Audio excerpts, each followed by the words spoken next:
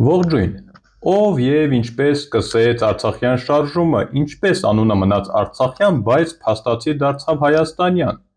անգամ ռուսական, երբեմն էլ ասում են թուրքական։ Սրանք թեմաներ են, որոնց շուրջ զրուցելու եմ այսօրվա իմ զրուցակցի հետ, բայց մինչ այդ ավանդական խնդրանքս բաժանորդագրվեք YouTube-ի իմ ալիքին, թողեք ձեր մեկնաբանությունները, կարծիքները, դա հաշվի կառնեմ մեր հաջորդ հանդիպումների ժամանակ և խոստանում եմ, ոչ այս, ոչ էլ հաջորդ հանդիպմանը ձանձրանալու առիթ չեք ունենալու։ Հիմա անցնենք այսօրվա թեմային, այսօր զրուցելու եմ Մանվել Սարգսյանի հետ։ Բարև ձեզ, պարոն Սարգսյան։ Բարև ձեզ։ Շնորհակալ եմ զրույցի հրավերն ընդունելու համար ու միանգամից անցնեմ, այսպես ասած, ցավոտ հարցին։ Փետրվարի գրեթե բոլոր օրերն էլ համարում ենք խորհրդանշական շարժման հետ կապ ունեցող։ Անձամբ ձեզ համար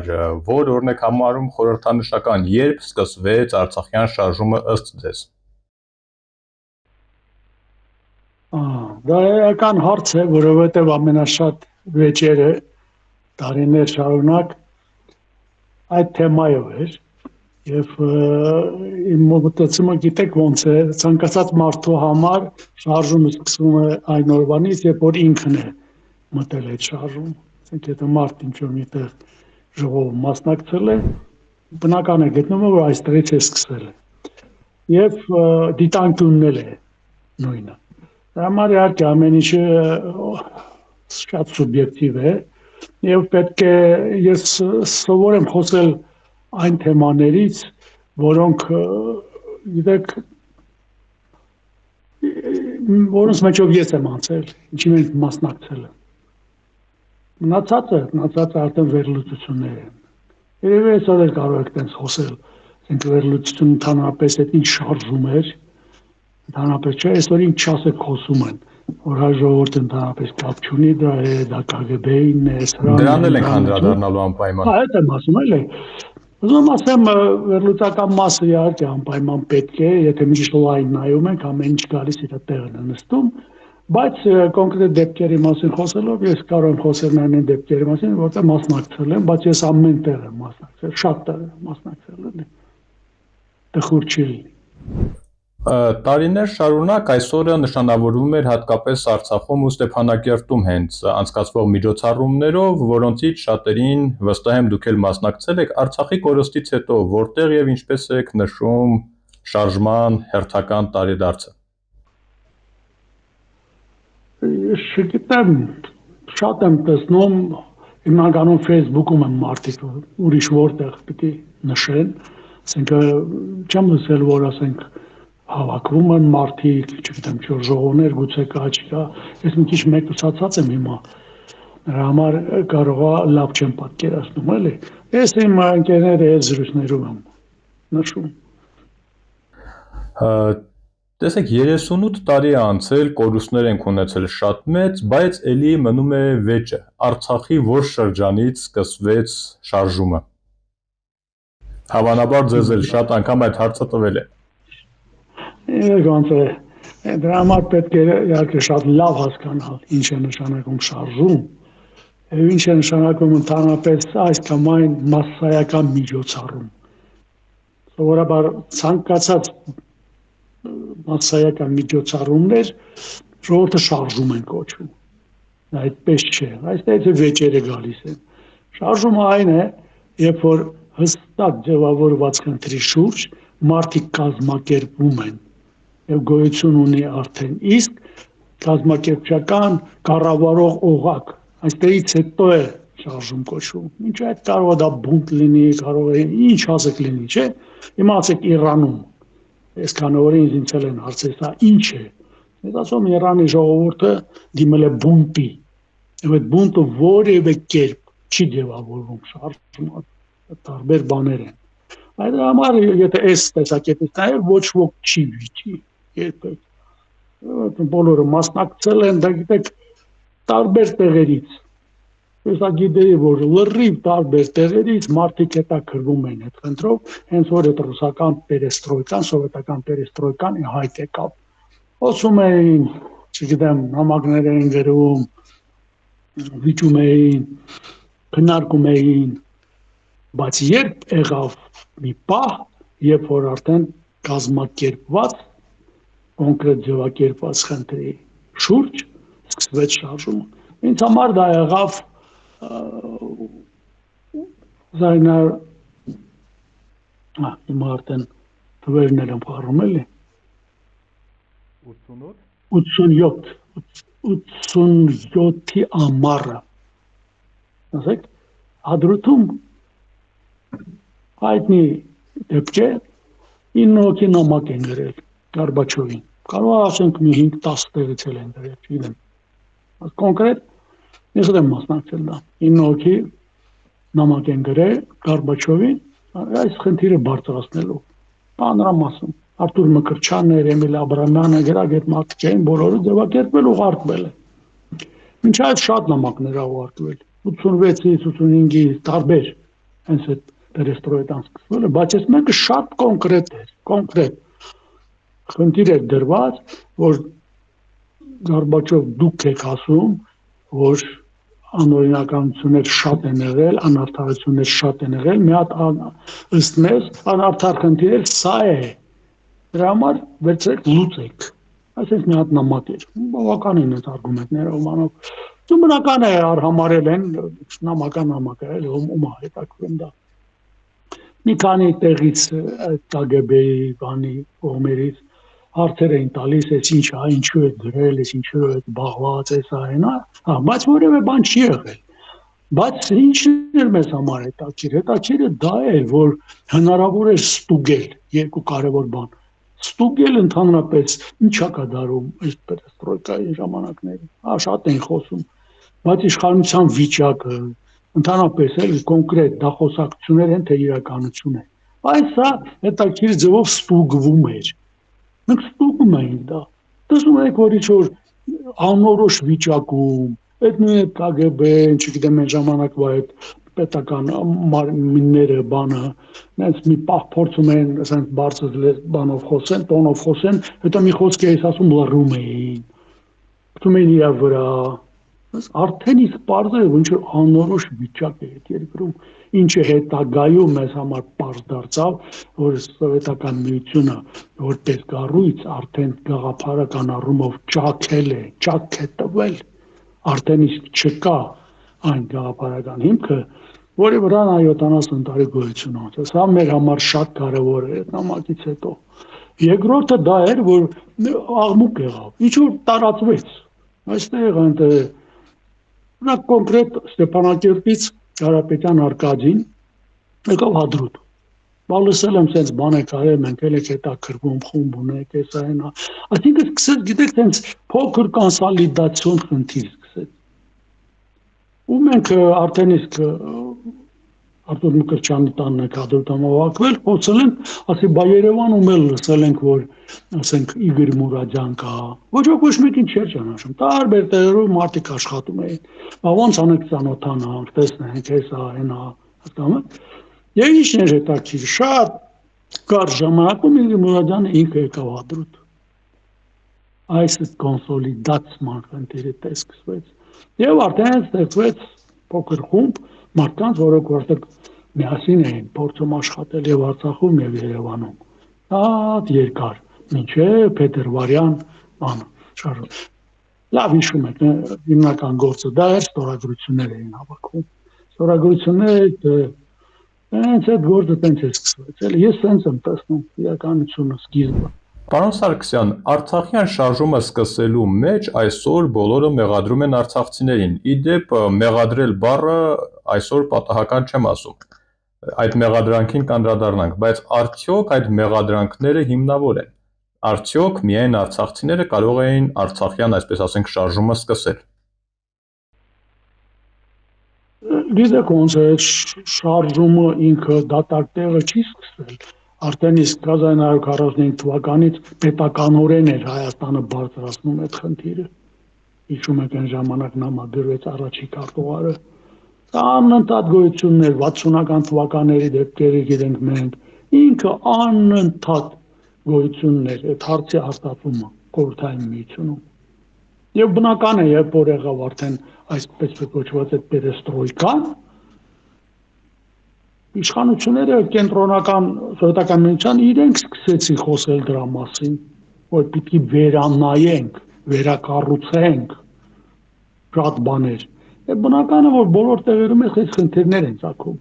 Էլ չեմ ասում, որ գիտեք պատկերացումներ էլ կային, որ սա պատահական խնդիր չի խորհրդային միությունում։ Իհարկե շատ քչերն են դա հասկանում։ Դա այդպես չի, որ ինչ-որ պատահական մարդ է եկել եւ խոսում է, սա երկու օրից կմոռացվի։ Օրինակ կոնկրետ տեղական իշխանություններ, անգամ ես լսել եմ Հայաստանի այն ժամանակ ղեկավար Կարեն Դեմիրճյանի ինտերվյու բանը ժամանակները, որոնք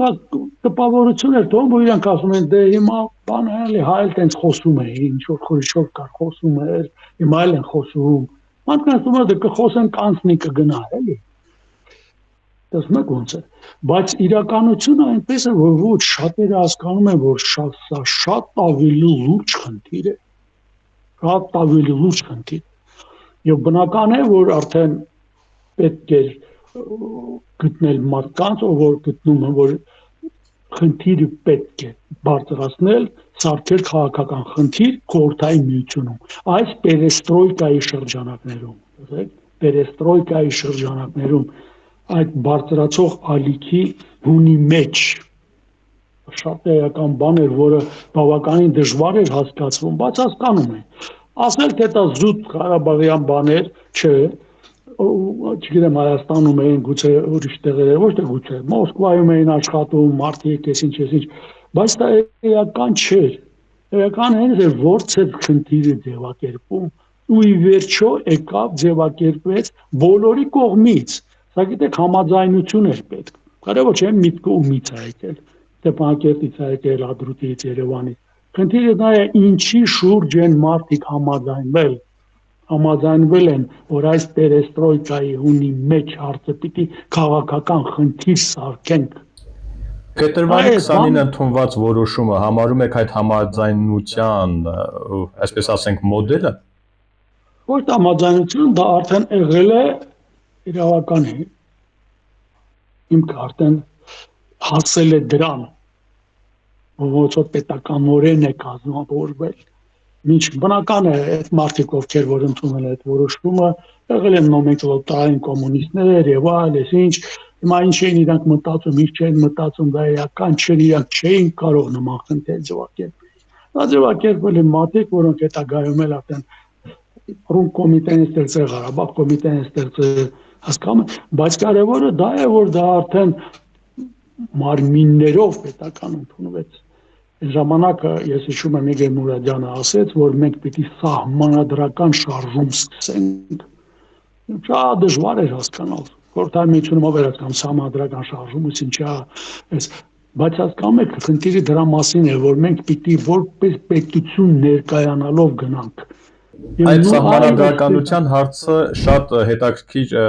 դիրքորոշում ունեք դուք, դրան կանդրադառնանք հիմա, բայց մինչ այդ Մոսկվայի մոտեցումների մասին խոսենք, Ստեփանակերտից կարծես հակաօրինական ոչինչ չպահանջեցին, որովհետև նշեցիք, որ ընդունողները այդ փաստաթուղթը փետրվարի 20-ի կոմունիստներն էին,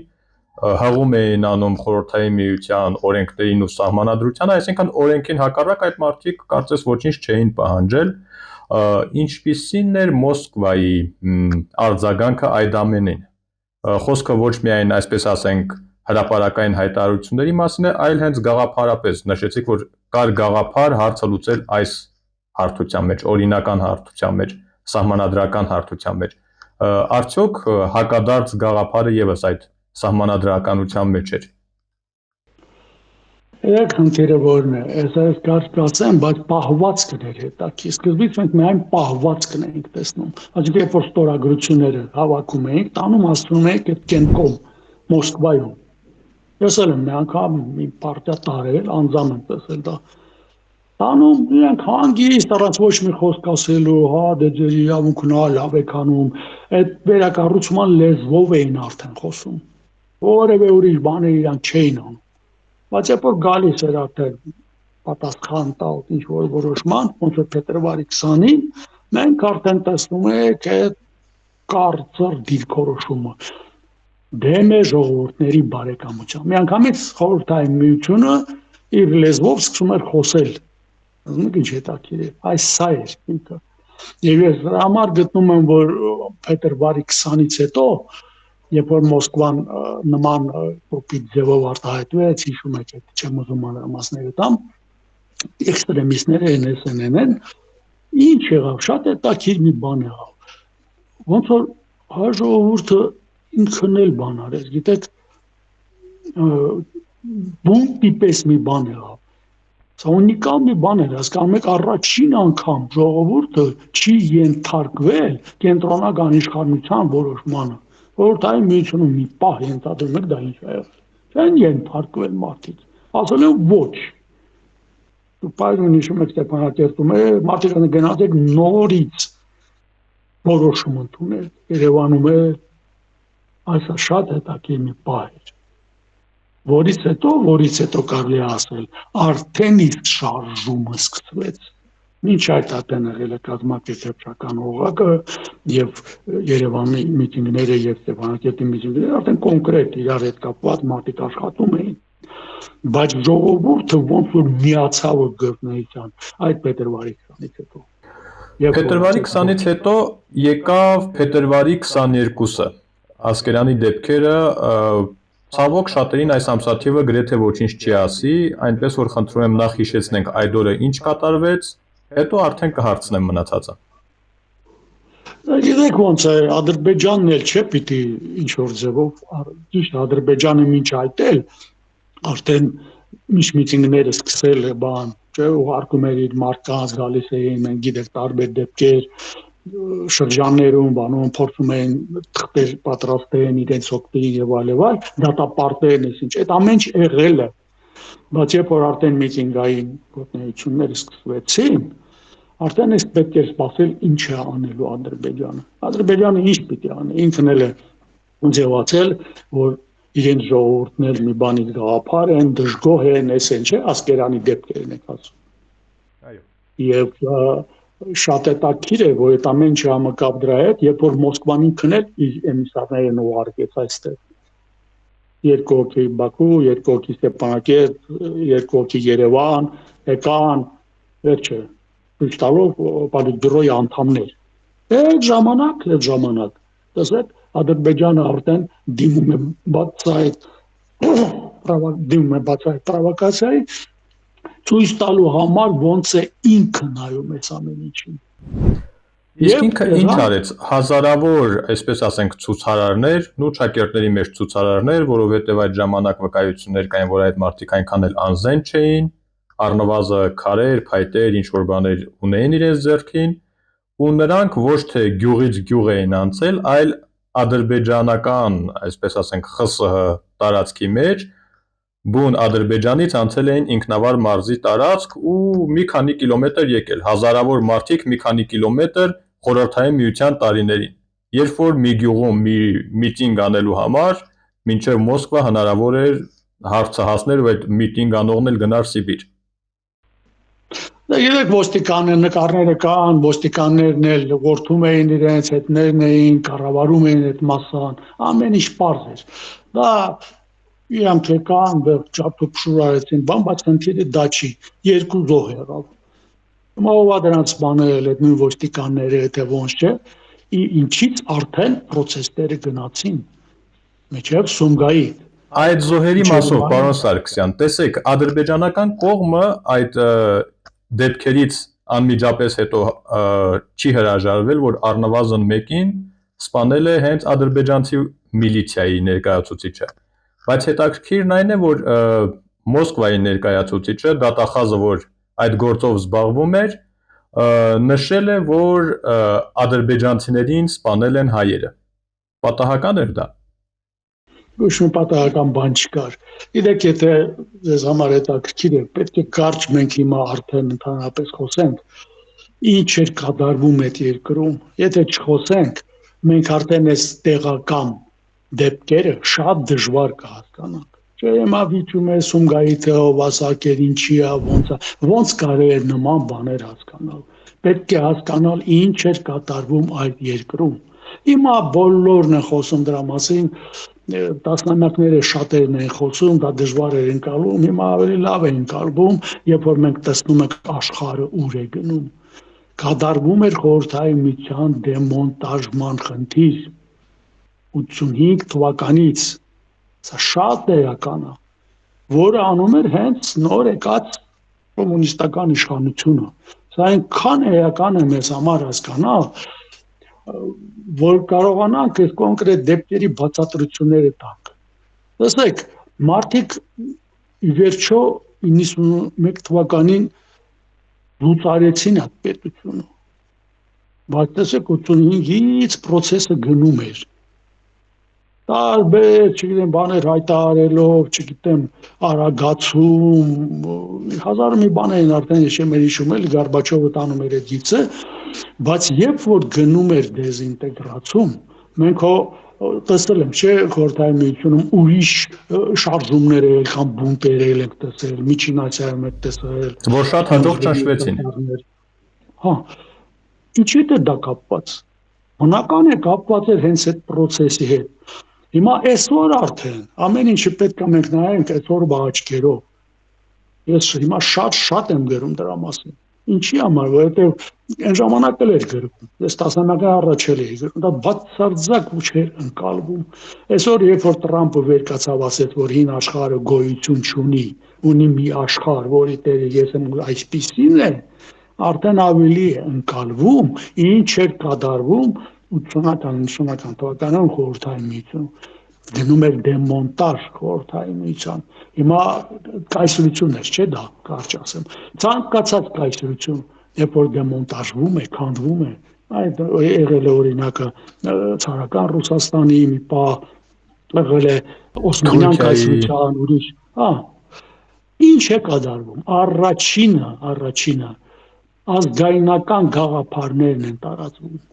Հենց քանդողները, եթե անգամ իշխանությունն է պետության քանդում սեփական պետությունը, իրենք տարածում են ազգայնական շարժումներ, խրախուսում են այդ ամեն ինչի, ցանկացած ազգային շարժում, որը կա, խրախուսում են, որը արդեն բերում է դրան, որ երկիրը սկսում է դեմոնտաժվել։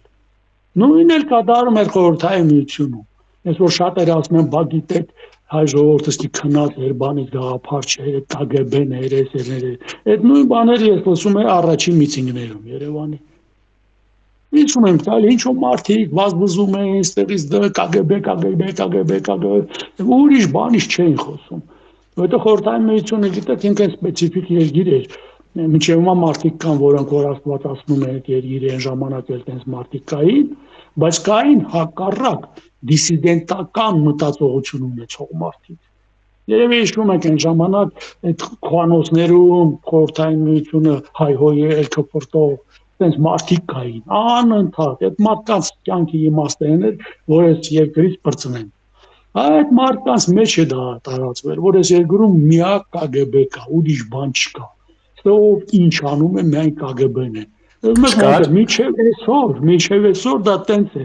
որովհետև չէին հասկանում ինչ է կատարվում, որ այդ երկիրը քանդողներն են անում իրանք են Սումգայիթը կազմակերպել։ Պարոն Սարգսյան, մինչև Սումգայիթը շարժման առաջամարտիկներից մեկը ինձ մի հարց տվեց, որին ես չկարողացա պատասխանել։ Ասում է այսօր տասնյակ մարդիկ ասում են, որ շարժման առաջամարտիկը իրենք են եղել, բայց ոչ մի անգամ հատուկ ծառայությունները այդ մարդկանց, այսպես ասենք, առանձնապես չեն էլ հետապնդել։ Այնինչ մենք գիտենք որոշ մարդկանց, ում հանդեպ հատուկ հետաքրքրություն այդ մարմինները, այսպես ասենք, ունեցել են, բազմաթիվ անգամ բանտարկել են, նորից ազատել են եւ այլը, բայց այդ նույն շարժման մեջ տալիս է անուններ, որոնց մասին ըստ երևույթին դուք եք տեղյակ եւ ասում է այս մարդկանց հատուկ ծառայությունները ոչ մի անգամ այդպես էլ լրջորեն չանհանգստացրեցին։ Դուք այդ հարցի պատասխանը ունեք։ Գիտեք ոնց է, մենք օրինակ կոնկրետ, ես կոնկրետ եմ խոսում, որովհետև եղել եմ հենց առաջի այդ օղակից ստեղծողներից մեկը, որ ասում է, որ հետո Ղարաբաղ կոմիտեը ստեղծել եւ այլ, չէ՞։ Ես շատ լավ գիտեմ, դա ինչ է կատարվում։ Մեր մոտեցումը դա էր, որ մենք Հայաստանի Հանրապետությանը նայում ենք որպես պետություն։ Մեզ համար գոյություն չուներ այդ դիսիդենտական մոտեցումը։ Մենք ասում ենք, այո, առաջի քարտուղարը հայ ղեկավարը Հայաստանի Հանրապետության, KGB-ի շեֆը, Հայաստանի KGB-ի շեֆը, մենք սենց ենք մոտենում, շատերը ասում են ոնց, ասում ենք հենց նենց, սա է մոտեցումը։ որովհետև մենք ուզում ենք մեր պետությունը նայենք մեր աչքերով, այլ ոչ թե նրանց աչքերով, դες մեկը կա։ Հասկանում եք ոնց է։ Եվ տեսնում եք այդ մարդկանց վիճակը։ Մենք հանդիպում ենք իրանց հետ։ Հանդիպում եք այդ մարդիկ հարցնում են իրենք, այս ի՞նչ է կատարվում։ Մենք սովոր չենք սենց։ Մենք սովոր ենք հրամանը ստանալ, գործ անել, իմանալ։ Հիմա մեզ հրաման չեն տալիս, կամ տալիս են հրամաններ, որ մենք չգիտենք դա ինչ հրաման է։ Գոնե դուք կարող եք ասել, այս ինչ է։ Այսինքն հասկանում եք խառնուշոփոտը ինչ աստիճան էր։ Ձեր չէին տալի։ Նրանք բնական է պիտի ձեր չտային, բայց ասում եմ, քանդում են խորհրդային միությունը։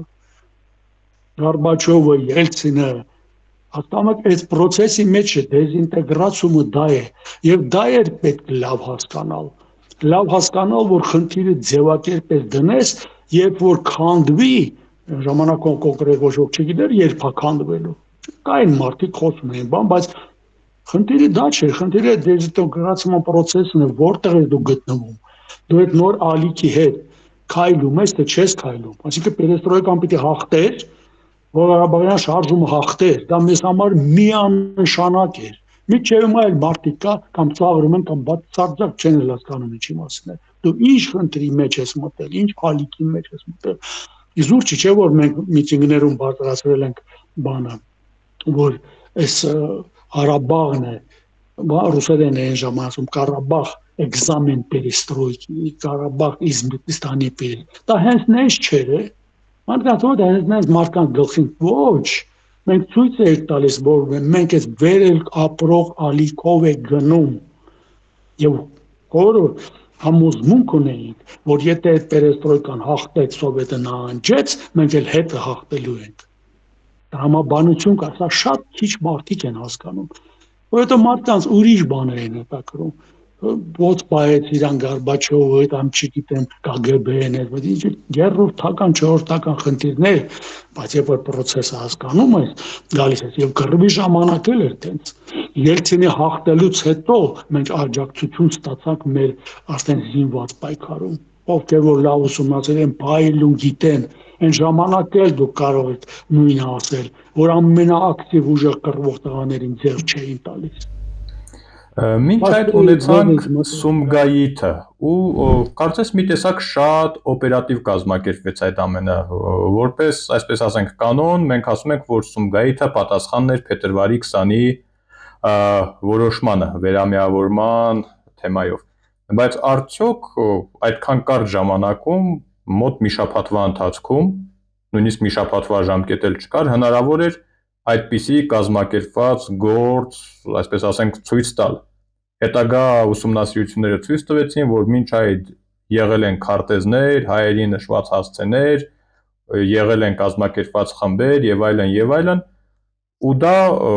փետրվարի 20-ից մինչև փետրվարի 26-ը պետք է պատրաստ լիներ։ Արդյոք իրատեսական եք համարում, որ մի շաբաթում էր այդ ամենը կազմակերպվել, թե ավելի վաղ փաստացի արդեն արյուն նախատեսվում էր, այնպես ստացվեց, որ փետրվարի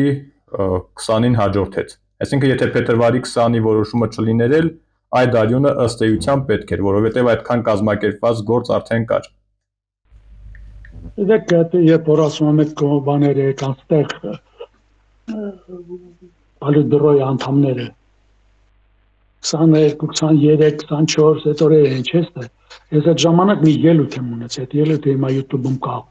Իգոր Մուրադյանն նամակագրել, ես կարդացել եմ ժողովրդին, որ այս մարդիկ եկել են ստե կռիվ գցեն նամակ։ Այո, մեծ ելույթ է միտինգում ՑԿ-ի առաջ, Կենտկոմի առաջ, որ մեկ տպավորությունն է, որ սրանք եկել են ստե կռիվցնեն ժողովուրդներին։ Որտեղ տեսել եք ինչով են զբաղվում։ Գնում են այդ տարբեր շրջաններ, բան, ժողովրդին, ադրբեջանցիներին, հա, չեք վախենում, բա մի վախեք, մենք ձեզ շանտաժներ, բաներ են, արդեն զգում եք, որ մարդիկ ինչ-որ այդ ելույթը ես ունեցել եմ այդ ժամանակ։ Եթե մենք գնացել ենք Կենտկոմ բան, մեզ համար պարզ էր որ տան, բնական է, չէ, որ ավելի շուտ են։ Դրանից հետո անմիջապես չգիտես ինչու, ամսի 25-ին էր, 24-ին էր Կարեն Դեմիրճյանը հայտարարեց, որ Կապանում ինչ-որ բաներ ա եղել, ադրբեջանցիները խուճապի մեջ փախչում են։ Կապանուր, Երևանուր, մասսայական սկսան ադրբեջանցիներին տեղափոխել, խուճապ գցեցին։ Ոչ ոք միջև չի հասկանում ոնց են արել։ Ասում են տարան դեռ ինչ որ տպավորություն ստեղծեցին, որ այ ադրբեջանցիներին դեռ կոտորում են իջա։ Կազմակերպեցին ու ասեցին այ տեսեք Հայաստանից ադրբեջանցիները փախել եկել են այստեղ ինչ որ կոտորել են։ Այս իրականությունը մենք լավ ենք չի հասկանում, որ այդ դեզինտեգրացիան process-ը խորանում էր անընդհատ, որը ի վերջո բերեց արդեն ուրիշ process-ների, երբ որ բացահայտ սկսեցին խփել։ Օրինակ ինչի համար են մեզ խփել 88 թվականի այրապորտում ժողովրդին, դեպքում ջարդ արել։ Ոչ մի հակասովետական, հակառուսական բան ժողովրդի մեջ չկար շարժման ժամանակի, բացարձակ։ Եվ միջին անողներն էլ ասում են, պետք չի մենք հակադրվենք այդ պոլիտբյուրոյին եւ այլն։ Բայց վերցրին ատելություն մտցրին, Ադրբեջանում հետո ցեցին ջարդ, Վրաստանում, Լիտվայում, բան։ Տակ տեղը ցեցում ջարդում են, հակադրում են խորհրդային միության, որ հետո բերեն արդեն այդ process-ները քաղաքական, որ հեռանում էր։ Այ ամեն ինչը պարզ է դառնում, երբ որ այս աչքով եք նայում։ Վերադառնանք Արցախ Հայաստանին, պարոն Սարգսյան, մայիսին Ղարաբաղ կոմիտեի կազմը կտրուկ փոխվեց։ Ինչու՞։ Այո։ Իրաք այդ Ղարաբաղ կոմիտեի հատկալն շատ քչեր են ընդհանրապես գիտեն, որտեղ թե իրենք անդամները նենց բացահայտ երբեք չեմ բացատրել, չեմ վերլուծել, չեն ասել։ Խնդիրը ինչ էր։ Մի բան ասեմ, որ զարմանաք։ Փետրվարյան միտինգներում դեռ մինչև 25-ին մենք փետրվարի կանգնեցինք, գնացինք մինչև մարտ, մտածել չէ։ Մի օր Իգոր Մուրադյանը ինձ կանչեց օպերայիններ, ասեց աղմուկա գնանք խոսելու բանն է։ Ասեց այս Ղարաբաղը չի է ժողովրդին հավաքել։ Խոսախոսը իհարկե այս դակասելով խոսում էր, Էթնիկ Ղարաբաղ։ Չհասկացա ինչ ուզում ասել, բայց հետո շտապ հասկացա։ Ասեց սա 100 տարվա ժողովրդի մեջ նստած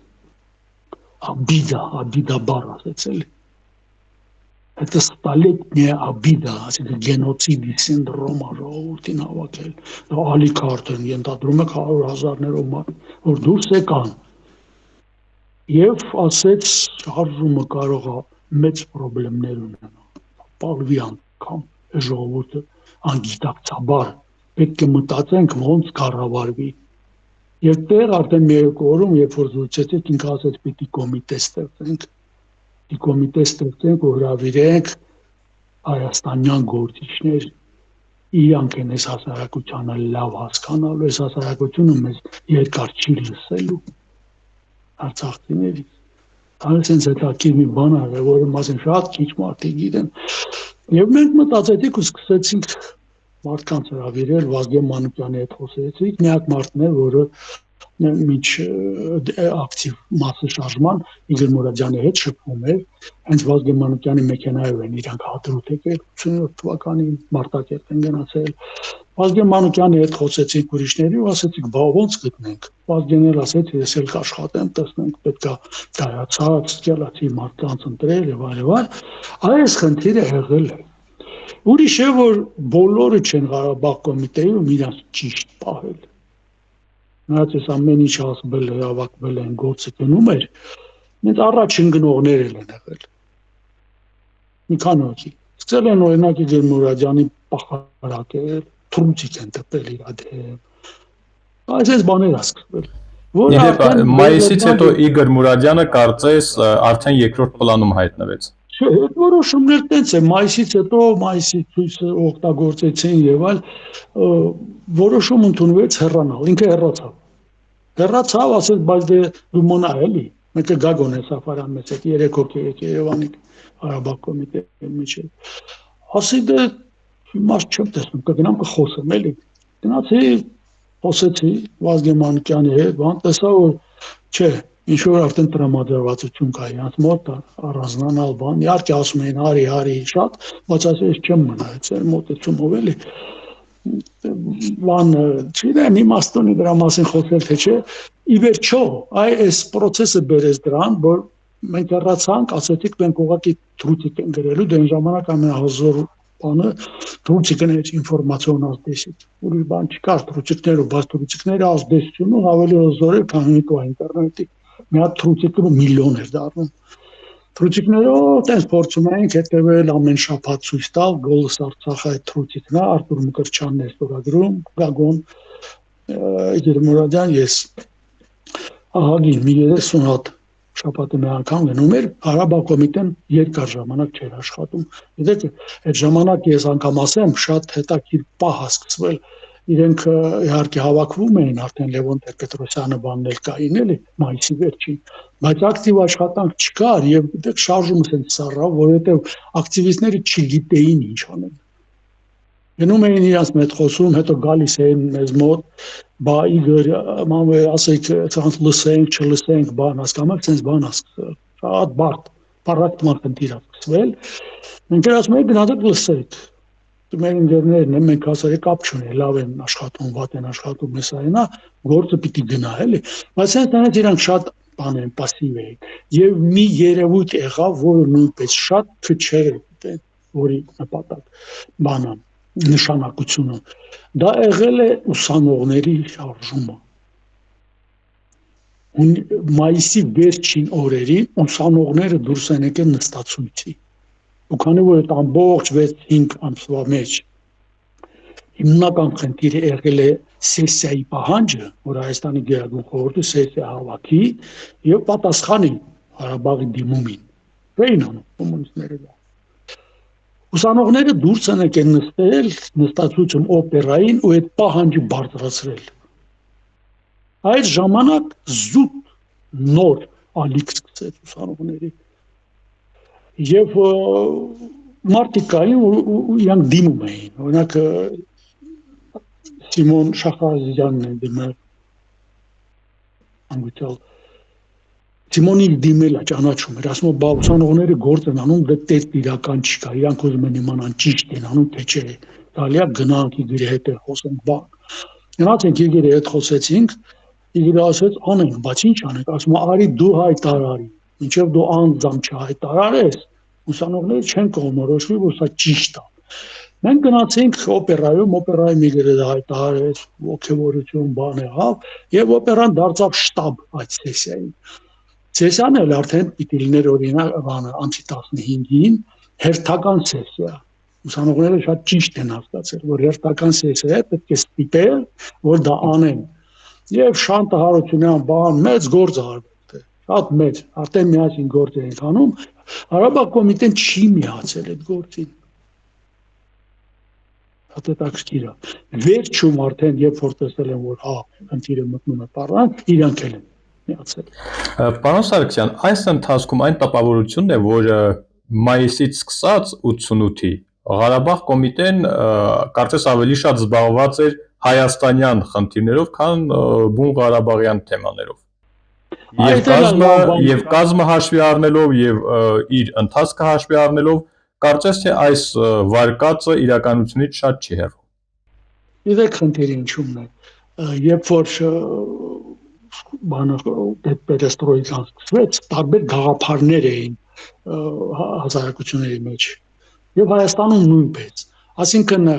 մանավանդ երբ որ Ղարաբաղյան շարժումը սկսվեց կոնկրետ մեկը եղել է ուրեմն միացումը որի իմաստը միջև մայրը շատ քչերն են հասկանում եւ ֆունդամենտալ իմաստը մեկը եղել է անկախության գաղափարը Պարոն Հարիկյանն ժամանակ ազատվեց, Մովսես Գորիսյանը աշխատում էին։ Մեկն եղել է դեմոկրատացման։ Հետաքրքիրը դա է։ Այսինքն այդ քայքայվող իմպերիայի մեջ մարդիկ այդպես չէին նայում։ Կներեք, որպեսզի սխալ չհասկացվի, անկախացումը վերաբերում էր Արցախի անկախացմանը, թե Հայաստանի։ Չէ, հակադրվում էր անգամ։ Հակադրվում էին, այդ երեք գաղափարները իրար հակադրվում էին։ Նրանք ովքեր ու ասում են կարևոր դեմոկրատացումն է, ես հիշում եմ հենց առաջին միտինգում փորձ արվել դրա մասին խոսել Համբարձում Գալստյանը հայտարարեց, որ ժողովուրդ միջև Դեմիրճանին չհանել դեմոկրատիա, բան չմեզ ոչ մի հարց չի լուծվի Ղարաբաղի։ Ոնց ոնց է, որ սա է կարևորը, դեմոկրատացումն է պետք, ընտրություններն են պետք, հենց պիտի գնանք, անկախականները ասում էին, դե սկզբից այդ սովետական Հայաստանով անկախանանք, հետո Ղարաբաղի հարցը լուծենք, sense չի լինի, Ղարաբաղցիները ասում են միացումով է պետք գնա, անկախություն սկզբից չէին էլ ընդունում, հետո արդեն անկախությունն ընդունեցին, որ միասին պիտի գնանք, ասում են, այս երեք գաղափարը զուգահեռ գոյություն ունեին, որը շատ մեծ բարդություններ է ստեղծում։ Օրինակ նույն միջևյաց սեսիան հունիսյան, որ ես ասում եմ 88 թվականի Ղարաբաղ կոմիտեն, որ չէր մասնակցում, ամսի 28-ին մայիսյան 88 թվականի անկախականները միտինգ են արել անկախության։ Մեծ միտինգ էր օպերայում, դրոշները եռագույն հանել են, ժողովրդին համոզում են, որ ժողովուրդ մի ամաչեք, մի վախեք այս դրոշից, Հայաստանը պիտի գնա անկախության, ժողովուրդը բացարձակ բան չէր հասկանում, դժվար էր, այսինքն պրոցեսներ էլ էին գնում, այդպես չէր, բայց sense տենես միացումը ինքը հաղթող էր, ինքը համոզիչ էր հարյուրավոր հազար մարդկանց համար եւ գնաց պրոցեսը այդ ուղղությամբ։ Այնուամենայնիվ միացման վերամիավորման մասին որոշում ունեցանք։ Իհարկե, բա մեծ գործ է արվել, որովհետև կային բաներ նոմենկլատուրայի մեջ մի խումբ, ուրեմն դեպուտատներ, հենց նույն Շախազյան Սիմոնն է խոսել, կամսարական հետո ազգանունը փոխել։ Ինքն է իրանց հետ խոսել, հետո մենք ծանոթացել ենք, այդ մարդիկ ասել են մենք խնդիրը բարձրացնելու ենք։ Մենք պատրաստեցինք իրենց համար ամեն ինչ, ելույթներ, որոշում, նախագիծը, ամեն ինչ պատրաստեցինք, Ալեքսան Կիրակոսյաններ, Սարգսյաններ, էլի Չեկիջյաններ, այսինքն սուրճ, Մուրադյաններ, Սարգսից։ Այդ մարդիկ վերցրել են, մենք այդ խնդիրը բարձրացրել ենք ու բարձրացրել են եւ շատ մեծ նշանակություն ա ունեցել Շանթ Հարությունյանի, հիմա էլ շատ ակտիվ տղա է, իր հացադուլը։ Ինքը այդ նույն ուսանողների նստացույցում հացադուլ իր ընկերների հետ հայտարարեց եւ կանչեց առաջի քարտուղարին այն ժամանակ արդեն բանը չկար, Կարեն Դեմիրճյանը փոխվել է, ու ասաց իրան, եթե խանգարեք այդ մարդկանց այդ որոշումը ընդունեք, իրանք բարձրացնելու են։ Մենք մեզ բենզինով լցնելու եք բառ ենք ստե։ Ու ասելու եք, որ դու ես արել։ Ահա որ ուլտիմատում էր, ես մասնակցում եմ, գիտեի։ Ասում եք, այդ մարդն էլ արդեն ասեց, դե ես չեմ խառնվի, ասել են դու չխառնվես, գործը չի։ Բացի ոնց կարելի է Մոսկվա բան, ասել են Մոսկվա բան մեզ չի հետաքրքրում։ Այդ մարդիկ խնդիրը դնելու են, պիտի լինի։ Ու դրել են եղավ։ Ասում եք, ասենք այսպեսի նույն պահերել է եղել, որի մասին նույնպես շատ քչերի դնել է։ Այսօր ասում ենք Ղարաբաղյան շարժումը էլ չկա, էլ չենք անում, ու Ղարաբաղի մասով հասկացանք, արդյոք Հայաստանի մասով էլ այս շարժման պտուղներից ու հետևանքներից հրաժարվում ենք։ Իրեք ոնց է, երբ որ խնդիրը դրվում է, որ ամեն ինչ KGB-ն է արել, էսային է, ես ասում եմ Հայաստանի անկախությունն էլ է KGB-ն արել։ Մարդիկ լռում են։ Որ Հայաստանի անկախությունն էլ չէ KGB-ն արել։ Մի մարդ էլ կա, որը շատ է խոսում, մի քանի անգամ ասել եմ, ի վերջո KGB-ն քանդում էր խորհրդային միությունը, թե հակառակը պաշտպանում էր, մարդիկ չգիտեն պատասխանը։ Դա ասում են քանդում էր, բայց մի քիչ կամած։ Ասում են, որ քանդում էին, ինչու է Ելցինը դրանց նստացրել բանդ օգոստոսի 18-ին հիշում եք, չէ՞, 91 թվականի օգոստոսի 18-ին այդ պուչը որ եղել է, այդ նստածների մեջ KGB-ի շեֆն էլ է եղել։ Հիմա ասած այդ մարդը քանդում էր խորհրդային միությունը, թե փրկում էր։ Մարդիկ այս հարցերին էլ չեն կարող պատասխանել, որովհետև տրամաբանությունը չեն հասկացել, որ այդ երկիրը գնում է քանդման, այն էլ միայն այդ երկիրը չէր գնում, այսօր արդեն բոլորն են տեսնում, համաշխարհային կարգն է գնում, Եվրոպան ազատագրվեց, միացավ, այսինքն Յալտա, Պոտսդամ 45 թվականի կարգն էր քանդվում, որի մեջ Սովետը ընդամենը իր բաժինը ուներ։ Հիմա այս ամեն ինչը շատերի համար այն ժամանակ շատ դժվար էր հասկանալ տրամաբանությունը, պրոցեսներին։ Եվ խորհրդային միության այդ խփելը զարմանալի է, չէ՞։ Մեր պարլամենտը Հայաստանի ընդունեց այդ որոշումը, պատասխանեց Արցախին, դիմեց Մոսկվա, եւ Մոսկվայի Վերագում խորհրդի նախագահությունը նիստը հավաքեց եւ մերժեց նորից ասելով, որ ժողովուրդների բարեկամություն եւ այլ եւ այլ։ Դրանից հետո արդեն զորքեր մտնել այստեղ, զորքերը մեծ գործ այդ դեպքը, որ ասում եմ аэропортում ջարդել, մարդիկ գնացել են ցուցարարները, թույլ չտան, լսել են, որ ինքնաթիռով էլի են զորքեր գալիս, սովետական։ Գնացել են չթողնեն, դաժանորեն ջարդել են, ու արդեն սկսվել է իսկապես այդ բանը հակադրելը ժողովրդին կենտրոնական իշխանություններին այստեղ ցույցել է Ադրբեջանում ասեցի բոլոր տեղերում էլ նույն եղավ նույն этап եղավ մի բավականին շատ լավ հոդված ունի Լևոն Տեր-Պետրոսյանը այդ ժամանակ այդ բանը որոշումը երբ որ ընդունեց Մոսկվայի Երագում խորհրդի նախագահությունը դրանից հետո ինքը բավականին լավ հոդված ուներ ու գրել է որ մի этап բրծանք անցնում ենք մյուս этапին էլի երբ որ արդեն բացահայտ ոնցորակադրության մեջ ենք խնդրով Այսօր էլ կարծես թե մի ուրիշ этаպի ենք անցել պարոն Սարգսյան սա թերևս իմ վերջին հարցն է այս օրերին ու այս ամիսներին քննարկվում է Հայաստանի սահմանադրության փոփոխության հարցը արդյոք այդ սահմանադրության փոփոխությամբ կփակվի Ղարաբաղյան շարժման, այսպես ասենք, Ղարաբաղյան հարցի էջը։ Ղարաբաղյան հարցը ժողովրդի գիտակցության մեջ պիտի լինի, դուր չի Ալիևը պահանջում է։ Բացահայտ ասում է, որ պիտի Հայաստանը, որտեղ նրան ասում է, դա պիտի լինի ռեֆերենդում, որտեղ հայ ժողովուրդը ռեֆերենդումով հրաժարվի Ղարաբաղից։ Ասում եք, իրեն պետք է ժողովուրդը, իրեն պետք չի իշխանությունը որոշում ընդունի։ Ինքը փայլուն գիտի, քանի դա ժողովրդի գիտակցության մեջ գոյություն ունի, այդ արդյոք չի կարող փակվի։ Ինչի համար, որտեղ Ալիևը երևի լավագույնը, որը քաղաքական գործիչներից ռեգիոնի գիտի, ուր է գնում աշխարհը։ Բազմաթիվ անգամ ասել է, որևէ պետություն չի կարող իր ապագան հիմա որոշի եւ իմանա իր ավտանգություն ապահովված է թե չէ պետության ապագան ամենաշատն ինքն է խոսում ինքը գիտի որ հին աշխարհը վերջացել է վաղը ինչ է լինելու հետագայում ինչին են գալու մարդիկ ինչ համոզմունքներ են գալու նա ուզում է ընդհանրապես ժողովուրդը վեր կենա ասի որ ես նման խնդիր չունեմ աշխարհին ասի ոչ թե իրեն որևէ մեկը որ չզբաղվի չի փակվում, չէ՞։ Չգիտեմ Ամերիկայի սենատն է բարբերաբար ինչ-որ որոշումներ ընդունում արցախցիների վերադարձի Եվրոմիությունն հա տարբեր երկրներ տարբեր, այսինքն խնդիրը չի փախվում, մարդիկ ասում են խնդիրը գոյություն ունի։ Ինչ ձևով բան դա իրական չի, եթե խնդիրը գոյություն ունի, նա կարող է ձևակերպվի քաղաքական process դառնա։ Եվ նրա համար նման հարցերին գիտեք, ես անդադար արցախցիներին ասում գիտեք ոնց է, ինչ ապագա եք ուզում։ Դե ձեր խնդիրները դրեք գնեք պայքարից։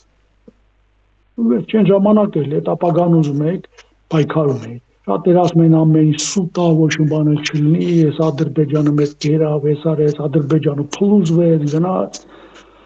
Բայց ուրիշ տարբեր, ես ասել չէ գաղափարները տարբեր էին։ Եվ շատ գաղափարների մեջ գոյություն էր մի գաղափար էլ, որը հիմա արդեն դարել է պետական քաղաքական անհույս է այդ գաղափարն էլ կար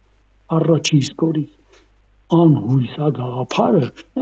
տարբեր մարդիկ սա սուտ է թուրքերը 80 միլիոն են մենք 3 միլիոն ենք չգիտեմ աշխարհը երբեք չի ճանաչի աշխարհը մեր դեմ է հիշում եք տարբեր ձևով դա արտահայտում է այդ բաները